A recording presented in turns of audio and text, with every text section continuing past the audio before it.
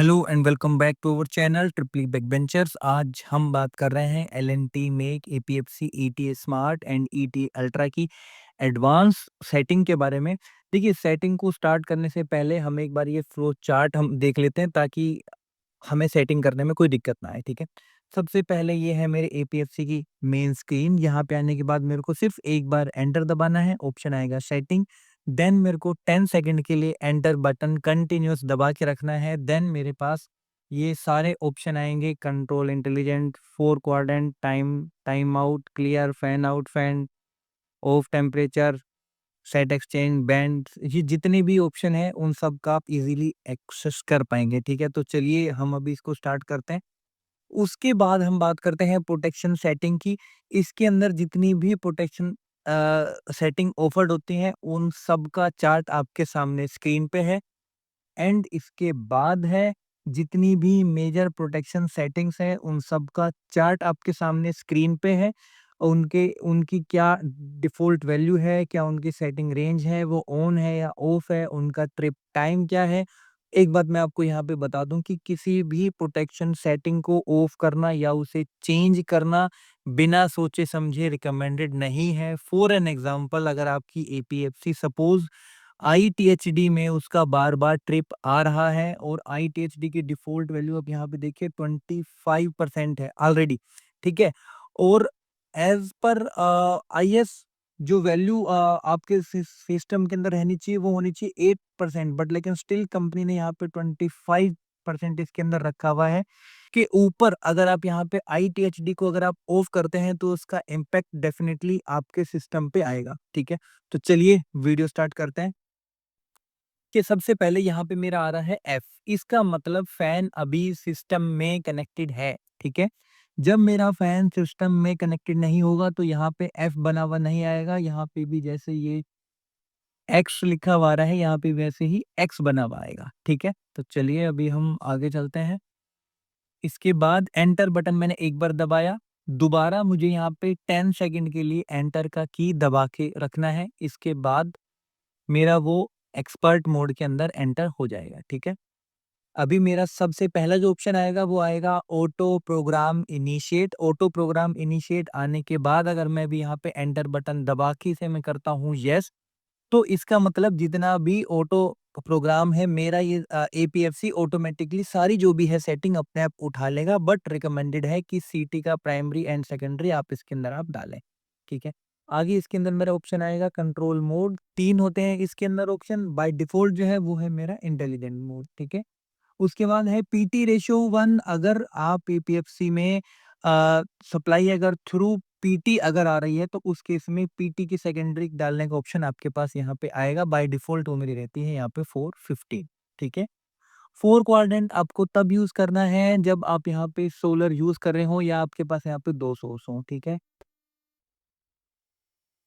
इसके बाद आता है सीटी पोलैरिटी फेस 1। फेस 1 यहाँ पे आपको दिख रहा होगा, यहाँ पे लिखा हुआ है फेस 1, है ना?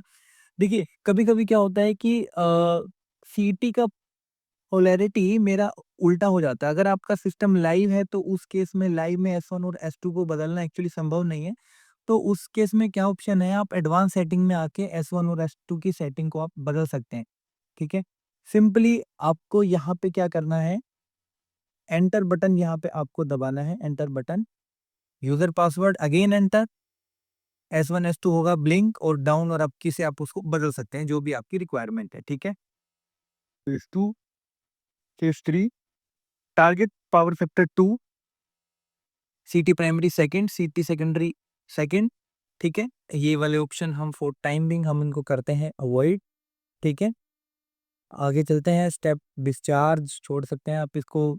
इन सब की एक्चुअली आपको बेसिकली कभी रिक्वायरमेंट होगी भी नहीं, है ना? क्लियर, तो रेजिस्टेंस फैन कनेक्टेड, है ना? हम यहाँ पे बता दबाएँगे एंटर की, note connected and it is connected. जो भी आपकी रिक्वायरमेंट है वैसा आप ऑप्शन यहाँ पे रख सकते हैं। Fan on temperature and fan of temperature. देखिए, इसके अंदर जो थर्मल सेंसर है वो बाय डिफ़ॉल्ट इस रिले के अंदर ही है, ठीक है? तो आप on temperature end of temperature जो भी आपकी रिक्वायरमेंट है आप उस हिसाब से आप उसको रख सकते हैं, ठीक है? हेल्थ चेक की आवश्यकता नहीं है, स्टेप एक्सचेंज की यहाँ पे आवश्यकता नहीं, control band, KVR limit, manual capacitor of यहाँ पे बंद है, capacitor of time, rated frequency, step functions, change password आप बदलना चाहें तो बदल सकते हैं, एक बार मैं बदल के दिखा देता हूँ। मैंने जो था पासवर्ड एज़ इट इज़ मैंने वो सेम ही रखा है, तो पासवर्ड चेंज आ गया और दोबारा यहाँ पे दबाऊँगा मैं डाउन की, स्क्रीन सेवर ऑन। देखिए जब भी आप इस रिले पे काम करेंगे ना, जैसे आप कीबोर्ड छोड़ देंगे, तो ये स्क्रीन ऑटोमैटिकली मेरी उस केस में ऑफ हो जाती है। आप चाहते हैं कि स्क्रीन आपकी कंटिन्यूअसली ऑन रहे, तो उस केस में आपको स्क्रीन सेवर को ऑफ करना पड़ेगा, ठीक है? इसके बाद हम चलते हैं आगे, LCD screen contrast set date and time, उस पे अभी मैं अंदर एक्चुअली जा नहीं रहा हूँ क्योंकि सिंपली डेट एंड टाइम जो भी है वो आपको डालना है। प्रोटेक्शन सेटिंग, मोडबस सेटिंग को अवॉइड करते हैं, प्रोटेक्शन सेटिंग में आते हैं। ओवी जो भी है मतलब ओवर वोल्टेज, यूवी मतलब अंडर वोल्टेज, जितनी भी है सेटिंग, ओवर करंट, ठीक है? अगर आपको इनकी रिक्वायरमेंट है तो ही आप इनको आप बदलें, अदरवाइज़ आप इन सबको छोड़ सकते हैं। जो भी वीटीएचडी वैसे भी बाय डिफ़ॉल्ट ऑफ ही है।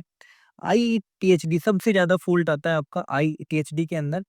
अब यहाँ पे है आईटीएचडी कैपेसिटर ऑफ, यहाँ पे लिखा हुआ है नो। आप चाहते हैं जैसे कि आईटीएचडी की रेंज से ऊपर जाए तो आपके सारे कैपेसिटर बैंक ऑटोमेटिकली ऑफ हो जाएँ, तो आपको कर देना है यहाँ पे सिंपली येस और मैं यहाँ पे दबा दूँगा एंटर, ठीक है? बट मेरी ऐसी रिक्वायरमेंट नहीं है तो मैं यहाँ पे कर दे रहा हूँ नो और उसके बाद आईटीएचडी की जितनी भी अलग-अलग ऑप्शंस हैं वो सारे आएँगे।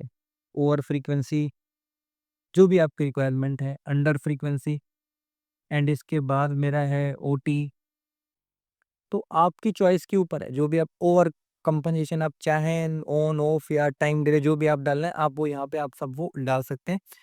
तो मेरे एंड से जितनी भी थी सेटिंग एडवांस सेटिंग के अंदर या मैं कहूँ एक्सपर्ट सेटिंग के अंदर सारी मैंने इस वीडियो के अंदर कवर कर दी। स्टिल अगर आपको कोई डाउट है तो आप नीचे कमेंट करके बता सकते हैं।